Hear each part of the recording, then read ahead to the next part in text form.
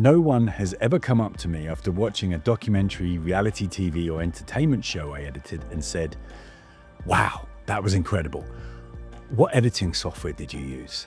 And they never will. We're living in the golden age of accessible filmmaking. What used to cost 100 grand when I started now costs 20 bucks a month. Anyone with a laptop and a camera can edit a film that looks and sounds beautiful. The barriers have been shattered, the gates have been flung open, and that is definitely something to celebrate. But there's a shadow side to this creative democratization. It's convinced a generation of filmmakers that gear and software equals greatness. That if your camera is 8K and you shoot log mode and grade in DaVinci Resolve with all these expensive plugins, your film is automatically high end. And I'm here to tell you it definitely isn't. Because all the tech in the world means nothing if you can't tell a story. So in this episode, I want to smash a dangerous illusion that you may have, and then I want to set you on a different path. I want to take you through all of the arguments in one of the most misunderstood areas of our industry: software versus creativity. At the end, you'll know exactly what to focus on, why it's so important, and how to become incredibly valuable in the editing world. My name's Paddy Bird, and this is Inside the Edit. A 50 grand anamorphic lens doesn't give you a director's vision any more than an editing suite packed with plugins will give you narrative or montage skills. The creative world is full of talented button pushers who never learned the one thing that matters: how to move the viewer. We've become obsessed with tools. Social media feeds us an endless stream of LUT packs, transitions, and behind-the-scenes setups. The subtext is always the same. If you want to be a great editor, you need better gear, better grading, better graphics, and better plugins. It's a lie. Gear doesn't move people. So what does? Story, rhythm, emotion, timing. The most powerful edits in history weren't made by the resolution of the camera. They were about meaning, context, and brilliantly designed narrative structures. I could own every plugin ever made, but if I can't build tension or create a compelling character arc or build a moment with devastating emotional impact, I'm not an editor.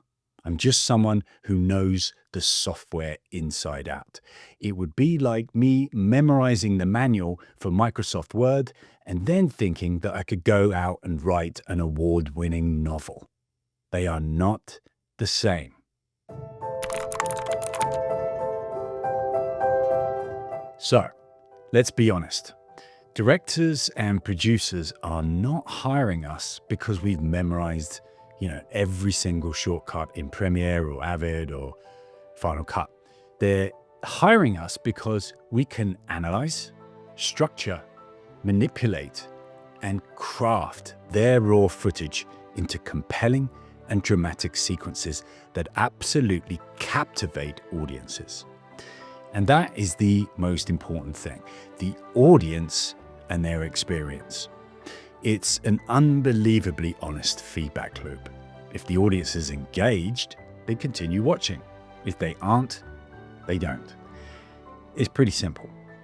This is just as applicable for YouTube videos as it is for long-form documentary or drama. They're hiring us because we can cut a sequence that makes people cry or laugh or feel like they're on the edge of a cliff. There is no "make this sequence dramatic" button. There is no plug-in for creating jeopardy at the end of a scene. Directors and producers, they've gone to enormous lengths to get that raw footage. It represents a huge investment of time, money, energy, and creativity on their part. And they are not going to hand all that money over to someone who isn't highly driven in turning it into a compelling visual story. And so one of the most important steps in carving a successful career in professional editing is to drop the illusion that is pumped out continuously by film schools, online courses, edit training centers, and YouTube tutorials. The illusion that mastering tech and software is mastering filmmaking. As editors, we are retrospective screenwriters. We shape, we structure, and build stories from raw footage. Apart from the generally accepted rules of visual grammar, we bring so much of our own stylization, our own perspective and emotions into the cutting room and onto our timeline. That's why, you could take two editors and give them the same footage and they would deliver completely different scenes. One makes you feel something, one doesn't. But here's the thing, only one gets hired again.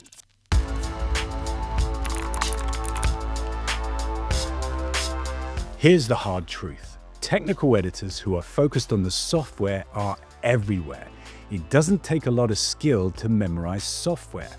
That really is the easy part. Creative storytellers, however, are rare and therefore a valuable commodity. Every year, thousands of new editors enter the industry, armed with photographic knowledge of every tutorial, every preset, every keyboard shortcut. But very few have studied the craft of editing.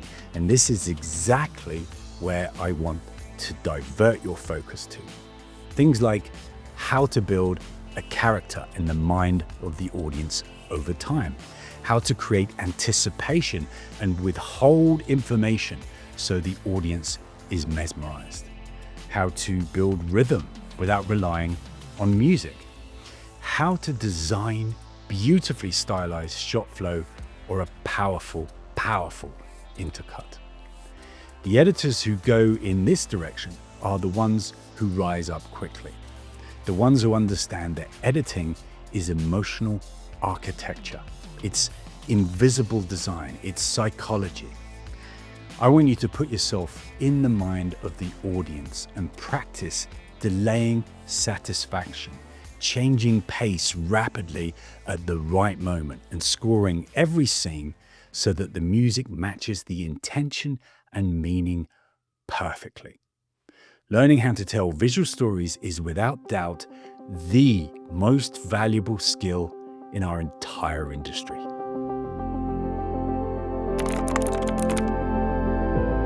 Now, please don't misunderstand me. Software is vital. Software is important. We'd be absolutely nowhere without it. I love what Adobe and Avid and Apple and Blackmagic have created over the last 20, 30 years. I've spent over 25 years myself staring at their timelines, and they're truly magical. But when you're learning this beautiful art form, it's so easy to get distracted. And that is what I remind all of my students. When I'm teaching editing, I'm teaching the art. If I were teaching painting, I wouldn't start by comparing the different brushes.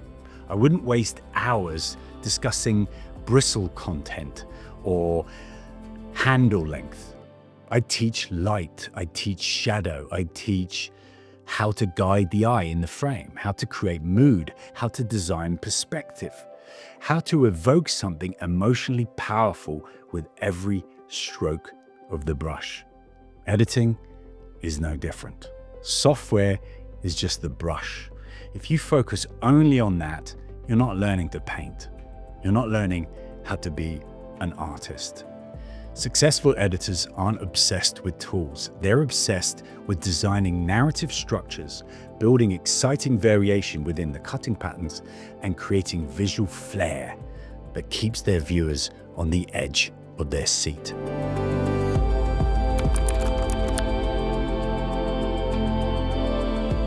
One of the things I struggled with when trying to break into high-end editing was learning the language used in professional edit suites. Learning all of the terminology really does help when shaping your mind for every stage of the creative process. That's why I created this for you. It's a beautifully designed film poster that I call the periodic table of editing terminology. 50 of the most creative terms you'll ever hear in a pro editing suite. You can print it out and put it up on the wall of your cutting room or keep it as a screensaver. Just click on the link in the description below, head on over to Inside the Edit and download it right now. Memorize every single one and you'll start sounding like a high-end editor very quickly.